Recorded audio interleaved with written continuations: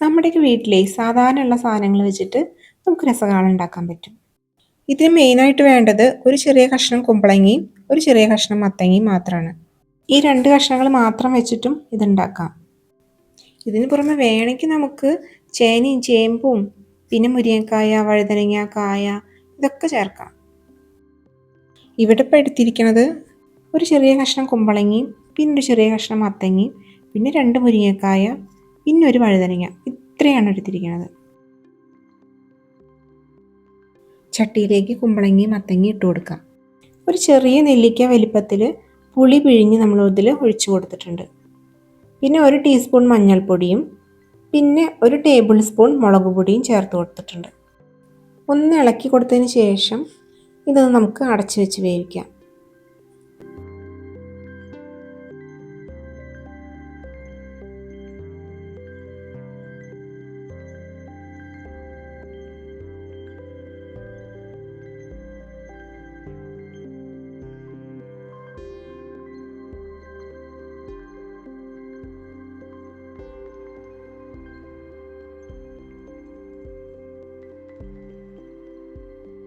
ഇപ്പോൾ കഷ്ണങ്ങൾ നന്നായി തിളച്ച് വന്നിട്ടുണ്ട്.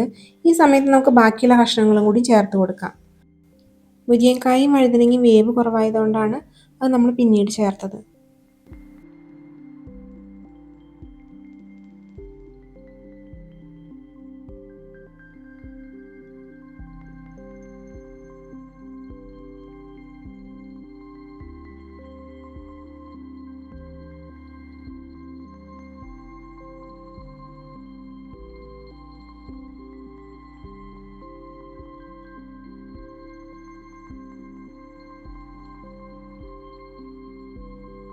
ഈ സമയത്തെ നമുക്ക് ഉപ്പ് ചേർത്ത് കൊടുക്കാം. ഒരു 1.5 ടീസ്പൂൺ ഉപ്പ് ഇവിടെ ചേർത്ത് കൊടുത്തിട്ടുണ്ട്.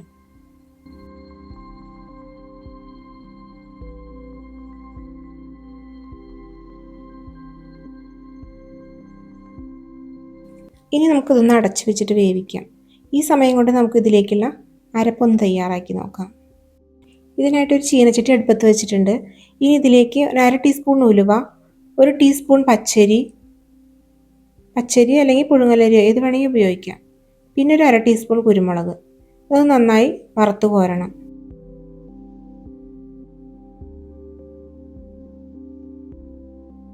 നന്നായിട്ടൊന്ന് വറുത്ത് കോരിയെടുക്കാം. ഇനി കറിയിലേക്ക് ഒരു കഷ്ണം ശർക്കര നമുക്ക് ചേർത്ത് കൊടുക്കാം. ഇനി നമുക്ക് ഈ വറുത്തെടുത്തതും നാളികേരവും പച്ചമുളകും ഒന്ന് നന്നായിട്ട് അരച്ചെടുക്കാം.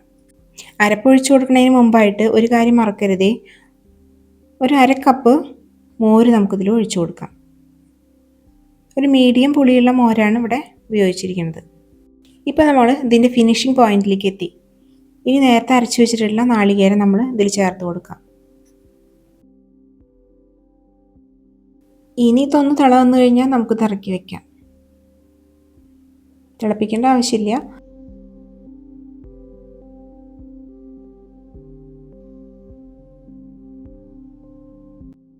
ഈ സമയത്ത് നമുക്ക് സ്റ്റവ് ഓഫ് ചെയ്തിട്ട് ചട്ടി ഇറക്കി വയ്ക്കാം.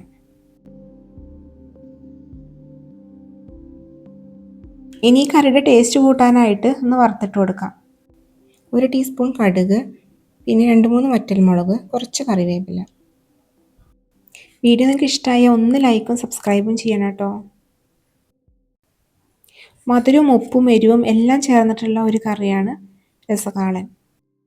ഇത് ഒഴിച്ചുകറിയായിട്ടും സൈഡ് ഡിഷായിട്ടും ഒക്കെ ഉപയോഗിക്കും. ഒഴിച്ചുകറി ആകുമ്പോൾ കുറച്ച് ലൂസിൽ ഉണ്ടാക്കണം എന്ന് മാത്രം. ഈ റെസിപ്പി നിങ്ങൾക്ക് ഇഷ്ടമാവുമെന്ന് ഞാൻ കരുതുന്നു. ഇതുപോലെയുള്ള ഹെൽത്തി ആൻഡ് ഈസി റെസിപ്പികൾക്കായിട്ട് ഈ ചാനലൊന്ന് സബ് ചെയ്യാൻ മറക്കല്ലേ. ഈ വീഡിയോ നിങ്ങൾക്ക് ഇഷ്ടമായാൽ ഒന്ന് ലൈക്ക് ചെയ്യാനും കമൻറ്റ് ചെയ്യാനും ഒന്നും മറക്കരുതേ. Thank you for watching.